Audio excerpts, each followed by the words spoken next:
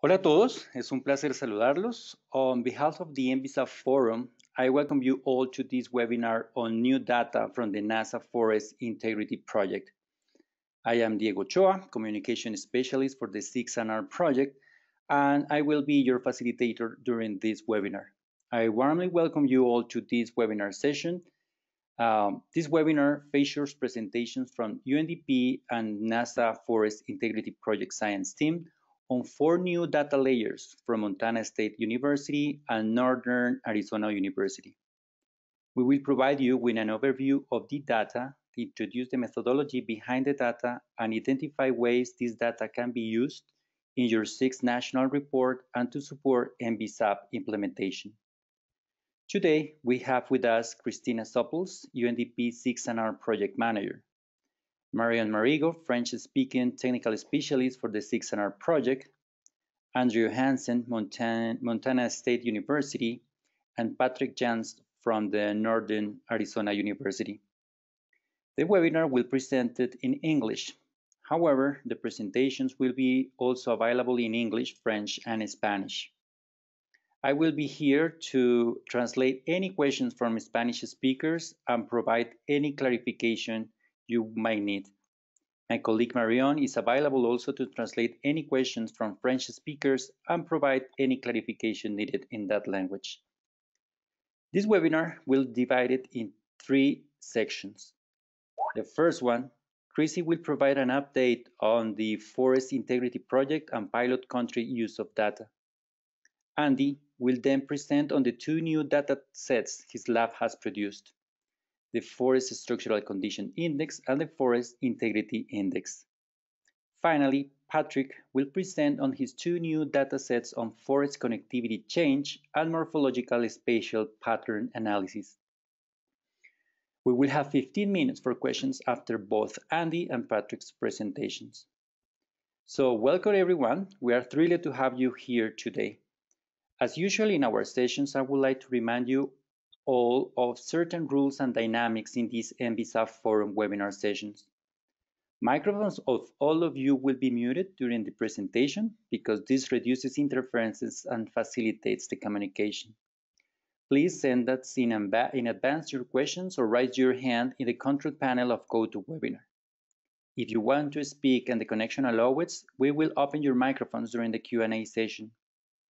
As many of our participants are not English native speakers, myself included, I would like to remind our speakers the importance of talking slowly. Finally, this webinar, the webinar shown on the screen will be English and Spanish. If you would like a French version of the presentation, please indicate this in the chat box. We will send it to you to follow along. Now, I will transfer the webinar to our first presenter, Christina Soppels, who will provide an update on the Forest Integrity Project. Welcome, everybody. Welcome, Chrissy, and all yours. Thank you, Diego, and thank you so much to everyone for joining us today. Before we get into the introduction of the data from Andy and Patrick, I'd like to start with a brief overview of the feedback we received through the survey that we sent out to you in February about your use of the project data. It was really valuable for us to learn about your responses, and we want to share this information back with the group. We hope that this overview can provide the context about how each pilot country is engaging and using data from the project before diving into the specifics of the new data sets. Next slide, please. Next slide, perfect. So we had there 8 pilot countries you can see here. All of you provided a response, and we really thank you for that time. It helps us to learn how to better direct the project to meet your needs. Part 1 of the survey focused on forest data access of use. Next slide. The first question, question 1.1, asked, has your team downloaded the data? Do you plan to download it? And we were really interested in learning how the various countries were using the forest project data. One thing we found very interesting is that in countries where both the UNDP country office and the Ministry of Environment responded, they were often using data in different complementary ways. Our initial trainings have really focused on the government use of data, And as we move forward, we'd like to consider how data generated by this project can support UNDP biodiversity and climate change portfolios as well. We won't go into each of the responses in detail, but we'll share a written summary after the webinar. Across the pilot countries, many of you flagged that you were not able to use the project data because it was not validated or certified as official government data. We would really like to understand next for all of the pilot countries how we can support validation or certification processes for data generated by this project. We understand that that's a different process for each country. We've started having conversations with Colombia, Ecuador, and Peru. And for the remaining countries, we'll set up calls with each of you to learn about the process in your country and how we can support the validation process. Next slide, please. The second question focused on, have you had any issues accessing or using the data? And the response was no. So no one reported any issues accessing or using the project data. And we just wanted to remind you that if you do have questions about any of this, the UNDP team or the science team is happy to provide the support. So just reach out to us over email or Skype. Next slide, please. Question 1.3 asked if the team is planning to download the 5 data sets that will be released in the next month. We saw that the vast majority of you do plan to use the data that Andy and Patrick will be introducing today.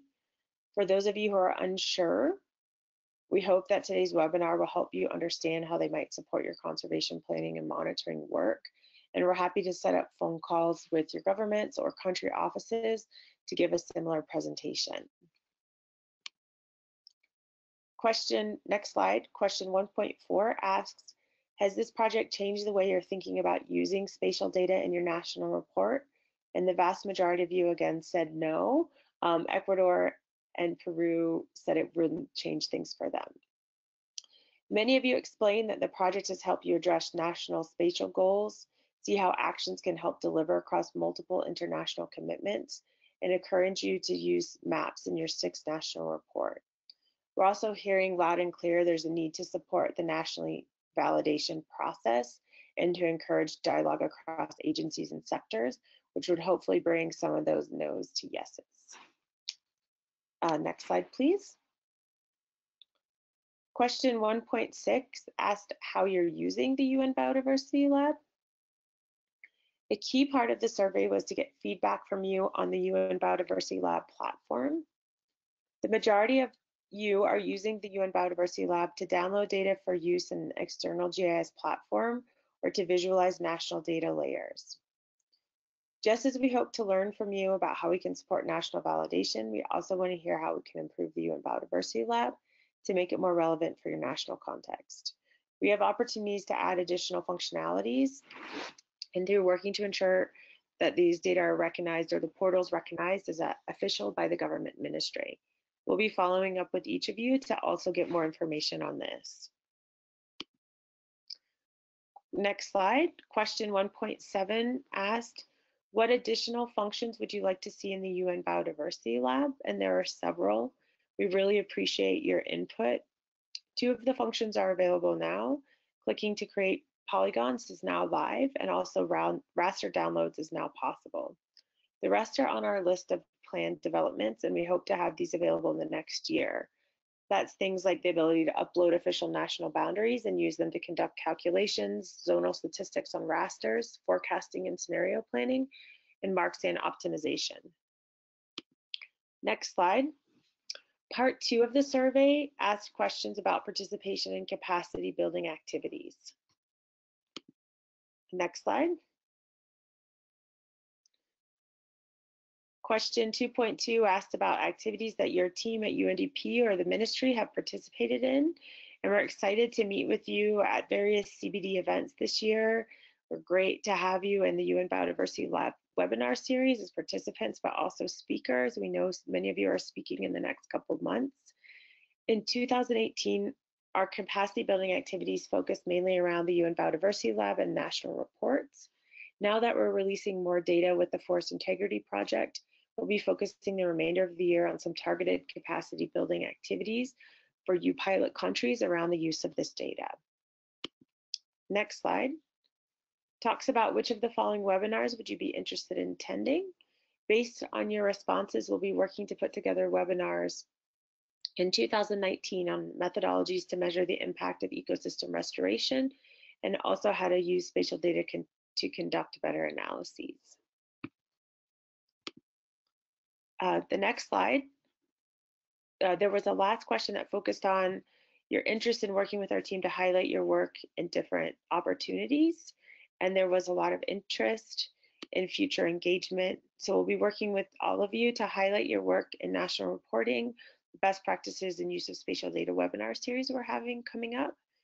We also wanted to stress that if you're interested in working with us to upload your national spatial data and create a story map to highlight your work, we're here to help you with that as well. So reach out to us after this webinar. Last, we're planning to have events on the sidelines of the UN Secretary General's Climate Summit and CBD's SBSTA 23. We'll contact those of you who are interested when we have more information on these events. They've also approved at CBD a half-day event before SBSTA that will focus on the data shared in the Forest Integrity Project, and we'll be speaking with you about how we can involve you in that presentation. And we'll also be sharing the data widely once the official schedule is posted. So with that, I'd like to say thank you on behalf of Annie, Jamie, myself, and the team for your interest in this project over the past couple of years. Before I hand the presentation over to Andy, I'd just like to emphasize that we're really excited to be releasing these new data layers. These derived data products in particular can be really powerful tools to support you in your conservation planning, and if you haven't finished your 6NR, great data in there, but they'll also be key as we look towards the post-2020 agenda. The Undp Nature for Development team is here to support you to access and use these data layers, and please reach out to let us know about webinars and tools and support that you need. We look forward to focusing on these new data layers with you for the rest of the year. Thank you.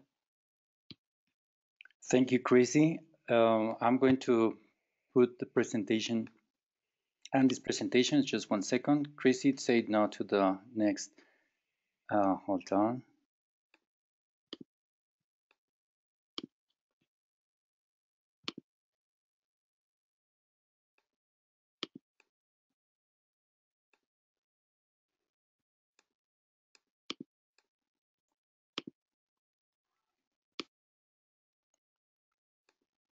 Andy, are you ready?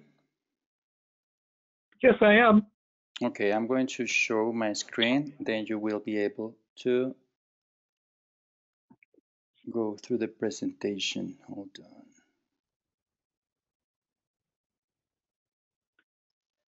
on. Okay. Hello, everyone. It's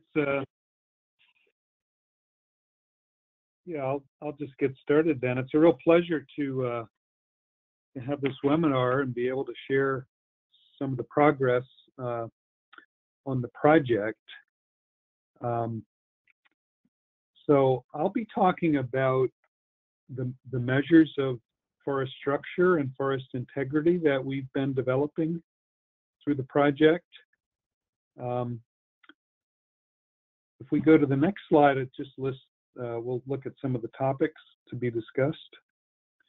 So I'll provide a brief conceptual overview of these layers and why we think they're important, and then talk a bit about the methods used to develop them, and then the validation exercise that we've gone through and the results of that.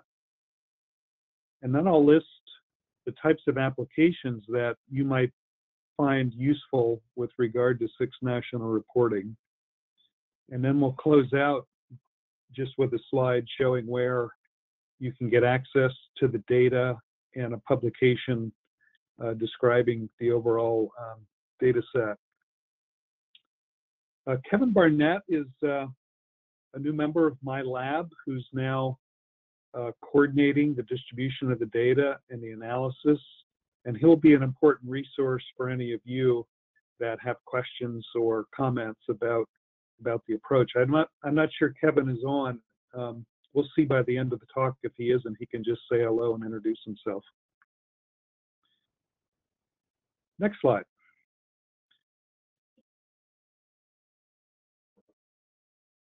Yeah, thanks. I think most of you are familiar with the project. I'll just take a minute to sort of give an overview of the project. So we're using various types of remotely sensed data as inputs to develop these new layers describing forests, listed as forest condition here, and then also to quantify human pressure in terms of the human footprint index. Those together they're combined and are thus describing what we're calling forest integrity. Patrick's group is then analyzing patterns of fragmentation and connectivity for high integrity forests. He'll be talking about that here shortly. We evaluate trends over time in fragmentation and connectivity. We also are trying to quantify the consequences for some elements of biodiversity of change in these forest patterns. And all of this is incorporated into the UN Biodiversity Lab Decision Support System that should be a major asset to you all for visualizing the data and summarizing it and so forth. Let's now talk about the conceptual basis. So if we go next, yeah. I'm sure that you have a good grasp of what we mean by forest structure. In the upper right here are various measures of structure. You can see that it relates to basically the number of canopy layers and overall stand height, basically representations of the three-dimensional configuration of biomass. And then structural complexity basically is the variety of those elements that are present at a given site. Of course, structure varies with disturbance history and serial stage, as indicated here on the bottom. If we go to the next slide, we see that we're particularly interested in forest structure from a conservation perspective, because high levels of structure often promote those elements of the ecosystem that we're most interested in, such as species richness, vegetation productivity, carbon storage, water yield, production of forest products, forest resources. Say, Diego, maybe I'll just take a second and do a check here as to whether you're all able to hear me okay.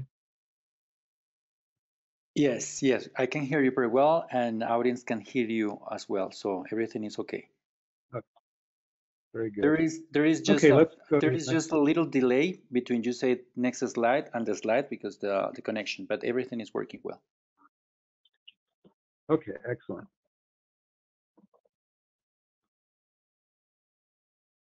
So if we could move to there we go. So with regard to the upper left, forest structural condition, we're basically using 3 of the University of Maryland's data layers that I think you're familiar with: canopy cover, loss year, which is basically a year that a disturbance occurred, and canopy height. And again, those are being combined into this forest structural condition index.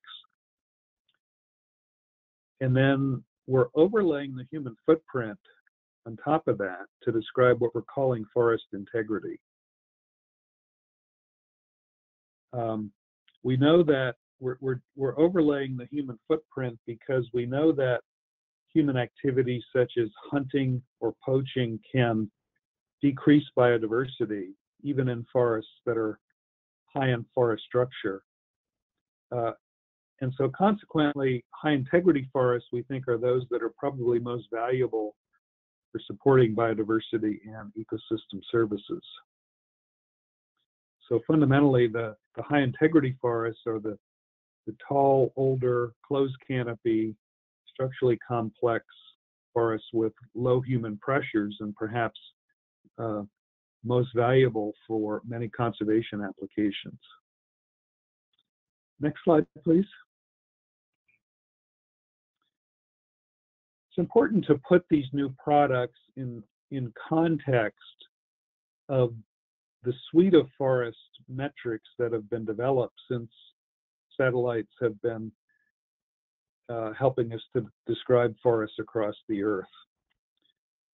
We know over the decades our ability to describe forest presence, intactness, loss gain, and other factors has increased over time. And each of these different ways of describing the forest are useful for particular applications. So if we go to the next slide, we're just adding 2 additional ones that we think complement the others in having particular applications. And next slide, please. We'll just a brief reminder of those input data layers from the University of Maryland. Tree cover, time since disturbance, tree height. Good. And then also a reminder of the human footprint and the data layers that go into that, which are listed, and the time periods. But again, I think you're all quite familiar with that. So if we go to the next slide, this actually is the matrix by which we combine forest height, canopy cover, and loss year to describe structural condition index. The index ranges from a low of 1 to a high of 18, with 18 describing forests as indicated in the lower right photograph of the forested side of that picture. Basically stands again that are older, taller, high canopy cover, and probably support the highest levels of biodiversity. We go to the next slide. And one more, the next slide will be just a larger version of the same.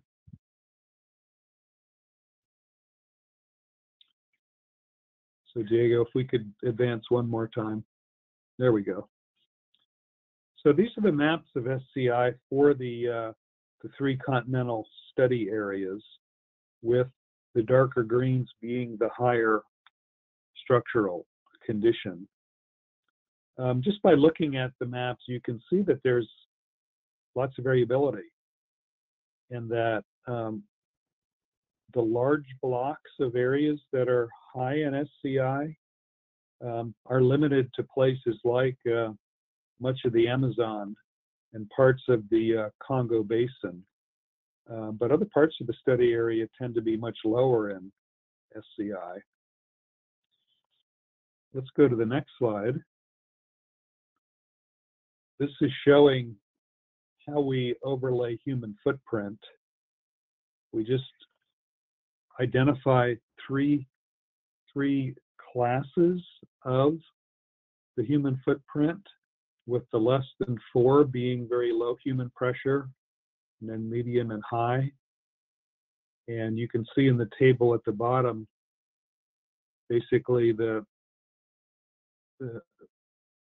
values that come out from this equation for deriving the index, with the lowest forest integrity being 0.1 and the high being 18. And again, these indices are meant to be a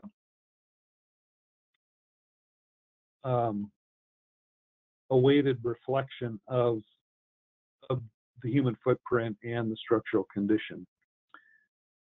And we go to the next slide.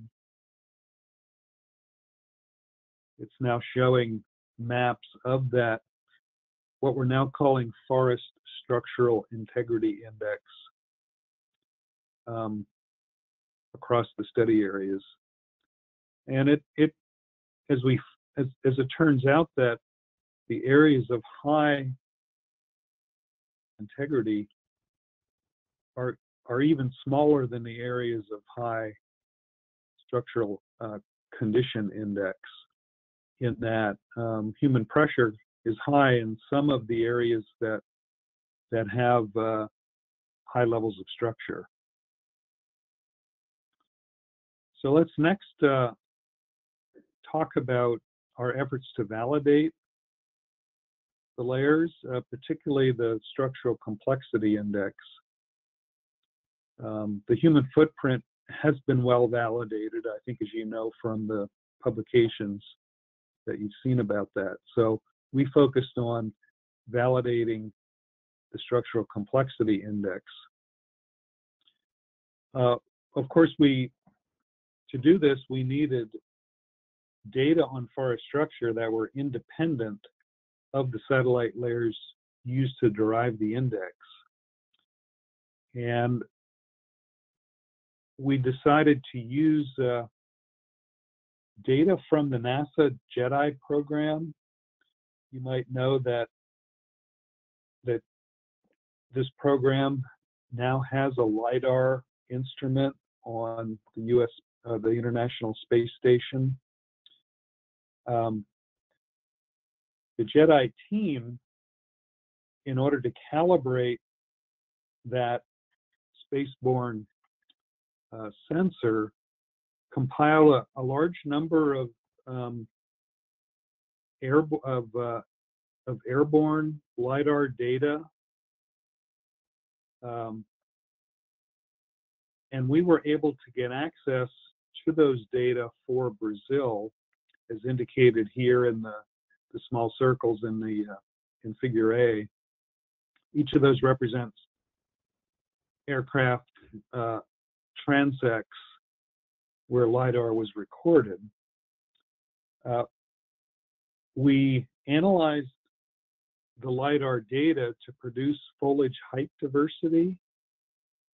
You probably know that's basically a representation of the number of vertical canopy layers that are present in the LiDAR footprint and the proportional abundance of those, so that forests that are tall and have the canopy abundance fairly equally represented at each of the canopy height classes tends to be high in foliage height diversity. So it's actually a very good measure of forest structure, the sort that you really can't get even from measurements on the ground. And in the bottom of here, C and D are just showing for one of the sample sites the values of foliage height diversity and structural complexity index. And you can see by the colors that there's good correspondence between those. If we go to the next slide, we'll see the statistical comparison of these two layers. We found that structural condition index explains more than 90% of the variation in the foliage height diversity, which is a strong indication that the SCI is in fact well representing gradients in structure from areas that are early cirral or recently disturbed to those that are mature primary forests. So we were pleased to see this sort of predictive ability of our index relative to these actual measurements of foliage height diversity.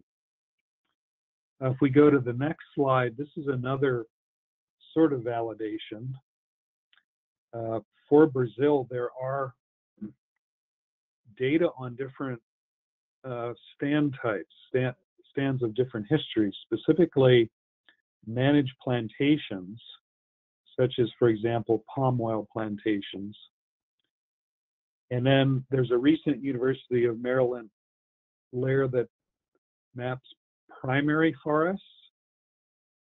They're defined as forests that have not been disturbed since 2000 and have the complex canopy texture that's indicative of older structurally complex forests. And then we were able to map what we're calling older secondary forests. These also have not been disturbed since 2000, but they do not have the complex canopy texture. These may be places that were disturbed 20 years ago or 30 years ago. And so shown here is the distribution of structural complexity index for samples from each of these three forest types. And you can see that the expected patterns are illustrated with the plantations having the lower SCI and the primary forests towards the high SCI end of the distribution. Now, we would love to have had these airborne data throughout the study area. Unfortunately, we were not able to get them from NASA. That they should be available in the future. I know that many of you are interested in validation within your own countries, and I think there's good opportunity for all of us to work together to use forest inventory data from your countries to do that in-country validation. So Susanna from Columbia has provided those data, and we're in the process of trying to do that validation. But I'd be happy to talk with any of you that are interested in also doing that within your countries. Let's go to the next slide. This is just a citation of the paper that we have in review that describes pretty much what I've reported so far, including the validation. And we're happy to share this with you. It'll give details on what I've presented so far. And if we go next, let's just talk now about how you might use these data in regard to reporting under the Convention of Biodiversity targets. The next couple of slides will just give examples of the types of which subsets of the data that I've shown here and the types of analyses that you might want to use with regard to these specific ACHI targets relating to loss of natural forests, to fragmentation, degradation, and connectivity. So if we go to the next, I guess the point here is that we tried to look very carefully at the specific targets and identify the sorts of ways you could use these data to report on them. So with regard here to loss rate of natural forests, shown are the various data layers that are useful for that and the types of analyses that could be done to quantify that loss rate of natural forest. We don't yet have examples of these, but I think you can quite easily do these analyses and produce the sort of maps that would result from this. Let's go to the next slide. It deals with fragmentation. And again, I'm not going to spend much time on these because we haven't actually executed these. Although in the case of fragmentation, Patrick has done pilot analyses and he'll be sharing those with us shortly. So this slide and the next relate to the fragmentation targets. So we could move to the next, yeah. And then, Diego, let's go to one more advancement, and this will be question 3. So this target relating to degradation of natural forests is one that they're not, to my mind, clear definitions of degradation that we all can draw on. So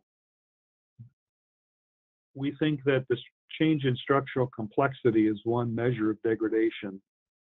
And this set of analyses would use that as a basis for quantifying extent of degradation for the reporting. And then if we go one more slide, this relates to connectivity of protected areas. And again, Patrick will talk about the methods for this here in a moment. So with that, we could advance one more slide, and I'll just briefly talk about an application that we're actively engaged in right now. It's largely aimed at identifying which of the remaining forests perhaps are the most valuable for conservation. We're calling them the best of the last. So these are basically the forests that are high in structural complexity and low in human pressure. And this analysis is asking basically, where are those high integrity forests found? How well are they represented within protected areas? And then importantly, which of them that are not in protected areas perhaps are the highest priorities for conservation?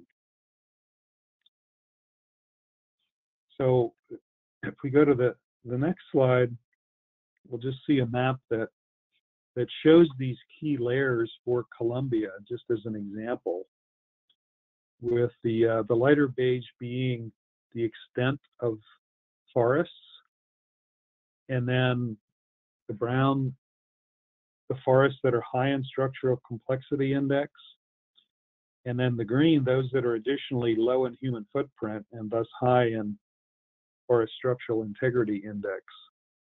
And notice that within the Amazon portion of Colombia, that the protected areas are mostly containing the high integrity forests. But in the Andes, in contrast, protected areas are low in forest integrity, and some of them are even low in structural complexity. Perhaps this sorts of analysis can really identify where trying to manage to increase structural complexity becomes most important. So if we go to the next slide, we have and we can go past that to the next. So this is just some of the results for the African portion of the study area, showing for different ecoregions the proportion of the ecoregion that's forested, that's high in SCI, that's high in forest integrity.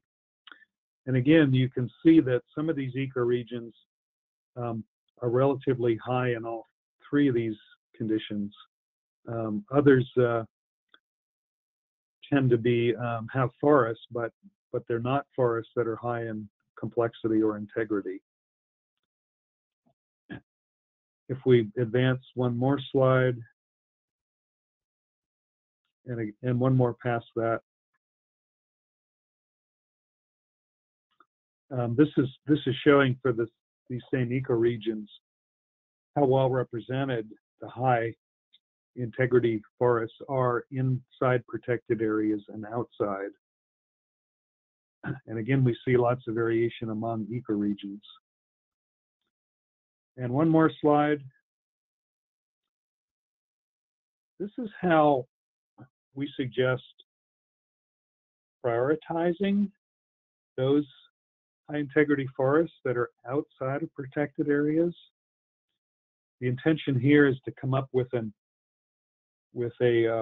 prioritization rank based on low levels of fragmentation of those unprotected forests.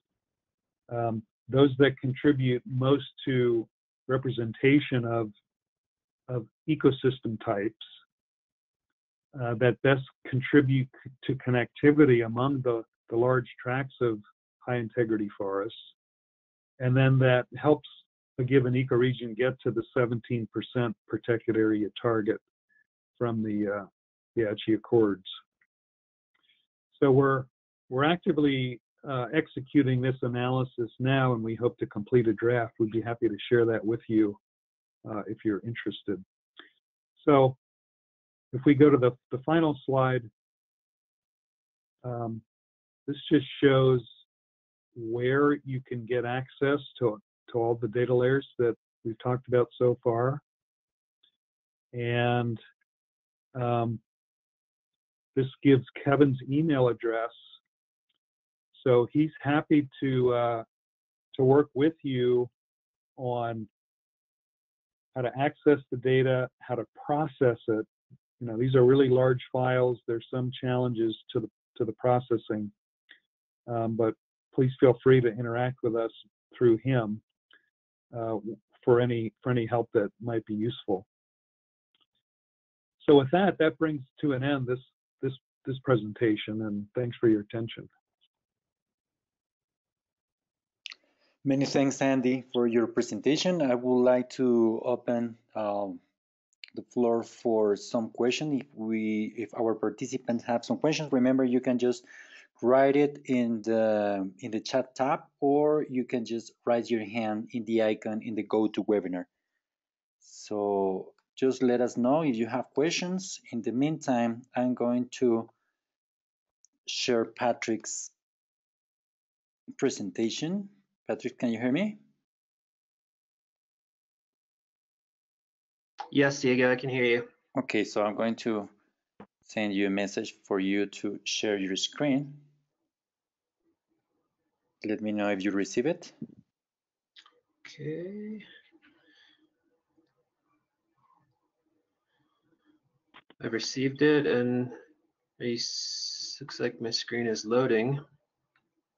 Yeah, we can see your screen. So just remember our participants to send your questions in advance through the chat tab or in the questions tab, or raise your hand in the control panel of GoToWebinar. So you can put your screen in full presentation if you can.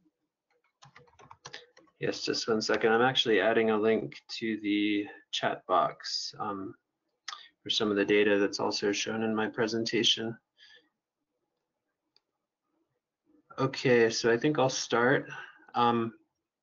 So thanks, Diego, and everyone for organizing and attending. And I'll be talking about some of the work we've been doing to assess forest fragmentation and connectivity in the FIP pilot countries.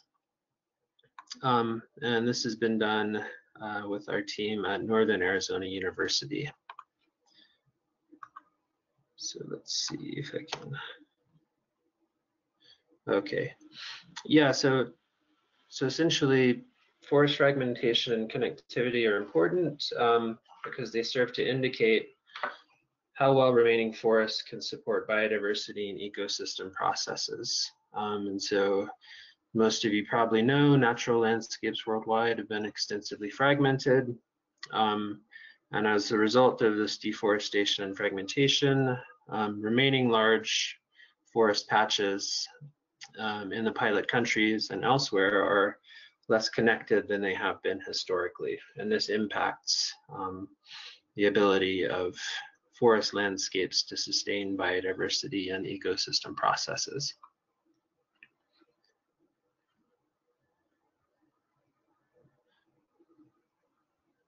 So in this work, I'm defining forest fragmentation as when contiguous forests are broken up into smaller forest patches, and we can quantify this using spatial algorithms as a function of patch size shape, and isolation.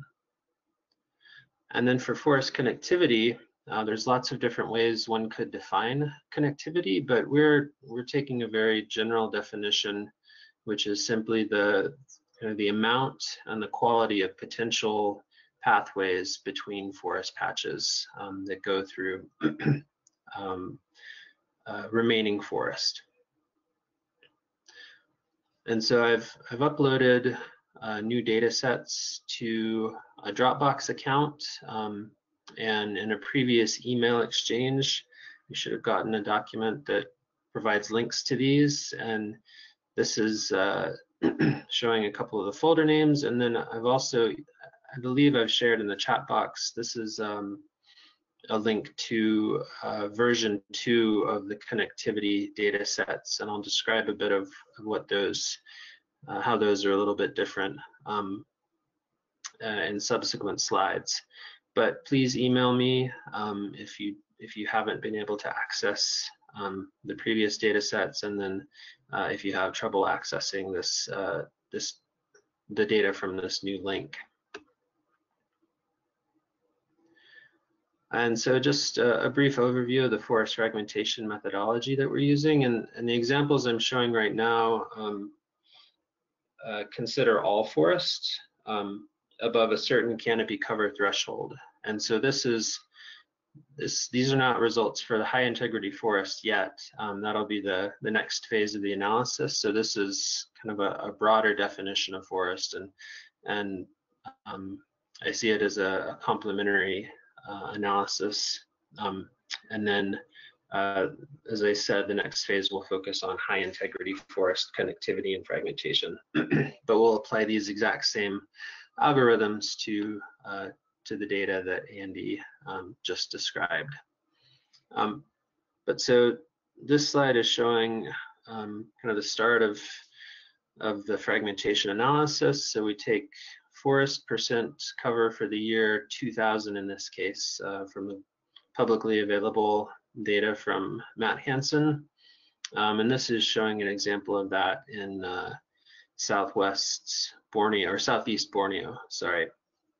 And so darker green corresponds to higher percent cover, and lighter green lower percent cover, and gray corresponds to no forest cover. And then we update that canopy cover layer with forest loss and regrowth data through the year 2012, also from Matt Hansen's Global Forest Change database. And this is what that looks like. And you can see that a lot of the medium green, a lot of the areas are this medium green color, and those are regrowth areas showing, and these were given a 50% threshold, or 50% value, because that's what's defined as a regrowth signature in this data set. And I guess I'll note that we've also included a 25% threshold as one of our fragmentation scenarios, which just provides a kind of a more generous view of forest cover in this fragmentation analysis. And so what we do is we reclassify each of these years based on a 50% threshold. So this is what that looks like in the year 2000. And then this is what that looks like in the year 2013. You can see areas of forest loss and forest gain according to this threshold. And then what we do is we use a morphological spatial pattern analysis, which essentially takes the context of each pixel and uses it to classify that pixel in one of several classes. And you can see from this diagram that the forest can either be contiguous or isolated. And if it's isolated, we call that a patch forest. And if it's contiguous, it could be one of 4 types, depending on if it's edge affected or not. And if it's not edge affected, then that is core forest. And so those core forests and those patch forests are kind of the ends endpoints of a gradient of fragmentation. And then forests that are edge affected can be considered perforated. And so these are the edges of small gaps within forest, edge forest. And so these are the edge of core forest areas. And then matrix forest is still connected to these other forest types, but it's totally edge affected. And so this is what that looks like in that same part of Southeast Borneo that I showed before, showing core forest in green, perforated forest in blue, edge forest in black, matrix forest in brown, and then patch forest in yellow. So you can see that there's a lot of heterogeneity across the landscape, but the approach does a nice job of pulling out the major gradients in forest pattern. And then this is the change between 2000 and the beginning of 2013. And I'll click back and forth between these two maps. And essentially what you see is an overall decrease in core area, an increase in the number of patches and perforated forest and matrix forest as well.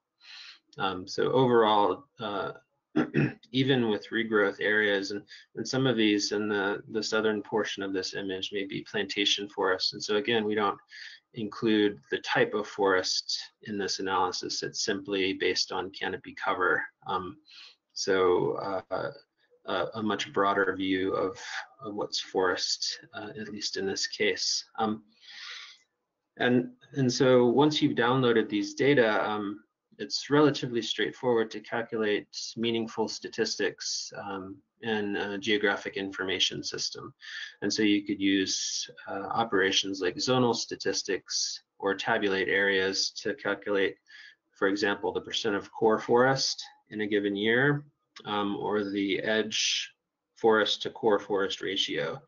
And so for that previous example, the percent of core forest would clearly have gone down and the edge to core ratio would have gone up. And so for the forest connectivity methodology, I'll describe that now. And the first step of this is to identify target patches. And for what I'll show, we are looking at intact forest landscapes. And these were defined by Peter Potapov in 2017, based on just the size and lack of evidence of disturbance of forest patches. But one could use protected areas as a target, for example, or high integrity forest patches, which is what we plan to use in the next phase of this analysis. And so then once we've identified our target patches, in this case, I'm showing patches, intact forest landscape patches in Colombia in the Amazon transition area. And these are patches numbered 461 and 455. So essentially what we do is we create a regular grid of points in each patch, and we map connections between all pairs of these points in order to get a synoptic view of how forest cover in between patches affects connectivity between those patches. And so what this is showing is Matt Hansen's forest cover layer as a backdrop, and darker green shows higher forest cover, and lighter green and yellow shows lower forest cover, and again, gray is no forest cover. And essentially, what we do is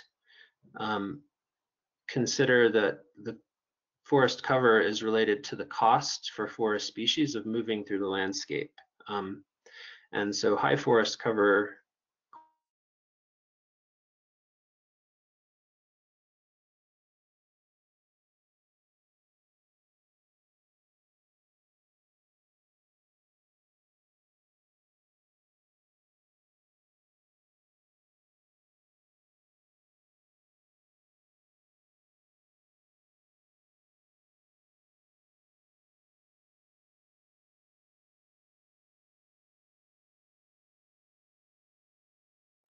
concentration of pathways between patches, and purple is a lower concentration of pathways. And then this is forest cover, so it's in 2013, so that's changed a bit. We've seen some losses, and this is the corresponding connectivity surface, showing that some of the pathways have been lost and the remaining pathways have been more constrained to particular corridors between the patches. And so I'll just toggle back and forth between those two images so you can see some of the change in spatial pattern of that corridor surface. And so what I've done with this, the link that I shared previously, is I've included, in addition to the spatial data sets, these TIFFs showing the corridor surfaces. I provided an R script called Undp connectivity calculations, and essentially it allows you to identify, once you've identified a target patch pair of interest, you can download some corresponding statistics files, and these are just some examples of those naming conventions. But you can essentially just change the patch number in those in the scripts, and you can calculate how the distance, or the effective distance, or the cost distance between patches is changed over time between those 2 years. And that's what this figure is showing. So for the year 2000, it's showing that kind of the typical cost distance between those two patches was a little under 200. And then that changed to the year 2013, and many of the lower cost pathways were lost and were shifted to higher cost pathways. So essentially what this shows, and this is a similar visualization of that, but just the absolute number of counts of pathways. And then this is showing just a kind of a summary of the average cost distance and box plot form between the year 2000 and the year 2013. So the shift towards higher cost pathways or corridors is reflected in this in the year 2000. And so this is a way that you can do a kind of a more detailed assessment of how connectivity is changing between protected areas, or target patches. And so with that, that's the basic overview. And I said that we'll work on this analysis using these same algorithms for high integrity forest patches, and we'll apply them to large intact forest patches, and then also to protected areas to get at some of those questions that Andy mentioned in his presentation. And so with that, I'll take any questions or comments that you might have. And thank you very much for your attention. Thank you very much, Patrick, for your presentation, and thank you everybody for the participation. I just want to open the microphones or the questions tab for your questions. Let me know if you have one, or you can just raise your hand with the icon in the control panel of GoToWebinar.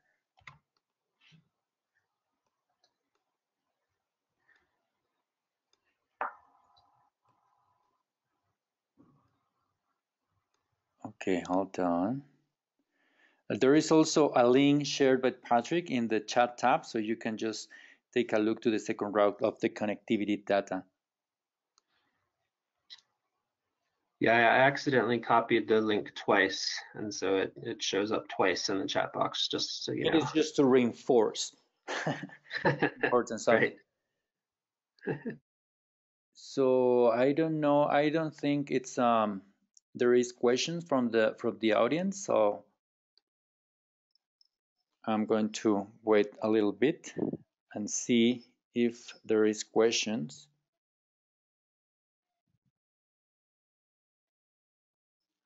Okay, it seems like there is no questions for now. So, Patrick, Actually, Diego, I think, sorry, I think there's a hand raised by Rafael. Oh, yeah, Rafael. Okay, so sorry. I'm going to open your microphone. Rafael, can you hear us?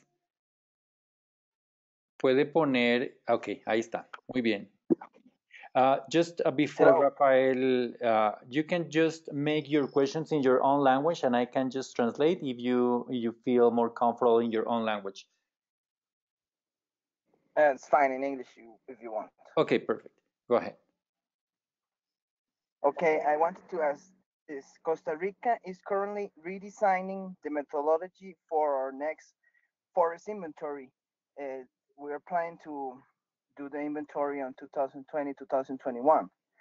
In the first presentation, well, in the second, you mentioned that we can work with you on validating information on this study. What's the best way to incorporate this in our inventory redesigning process?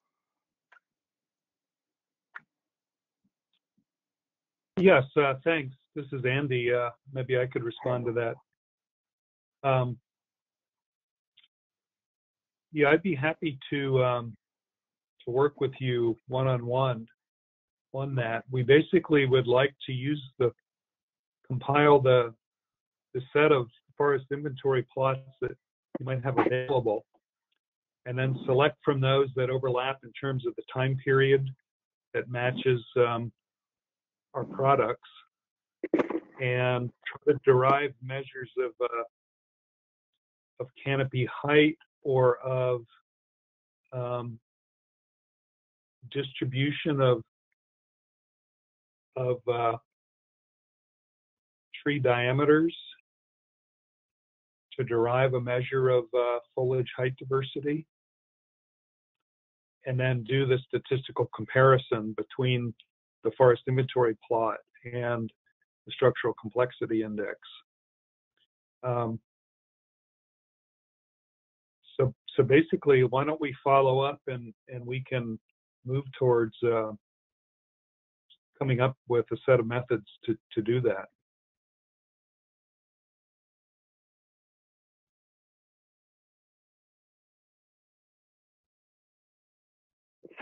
Okay, great. That sounds very good. Thanks for your answer.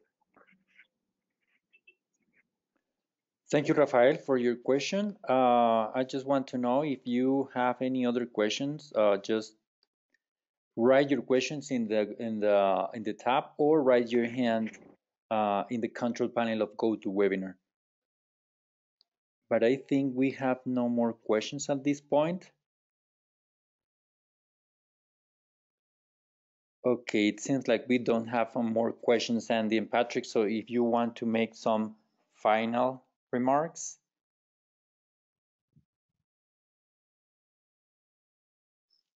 Well, I hope this has been useful to you all.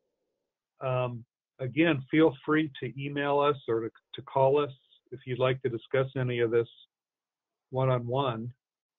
And we'll continue in working towards applications of the data and sharing results of that. And then, as Chrissy said, there's been really nice progress on the decision support system. So we're hoping that you'll find that quite useful. Patrick, do you have closing comments? Yeah, I just wanted to mention that we've just finished kind of a major rewrite of our scripts and algorithms, and so we'll be updating these products as I mentioned previously, and at least for the short term, we'll be uploading those to that NAU Dropbox account, and to the extent that there are major updates or major new data uploads, we'll work with the UNDP team to communicate those to you so that you can access those and evaluate them. But yeah, I just want to say thank you for your attention, and I look forward to the next steps. Many thanks, Andy and Patrick, for this webinar. And thank you all for joining us on this technical webinar session today. We will post this webinar recording on the NBSAP Forum YouTube channel and all of these presentations on the NBSAP Forum.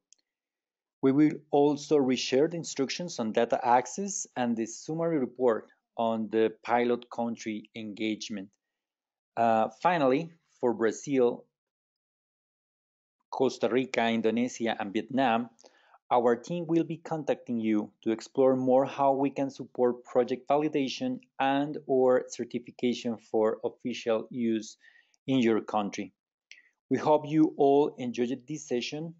Please have a nice day or evening today. Thank you very much and see you in a next session in the future. Bye.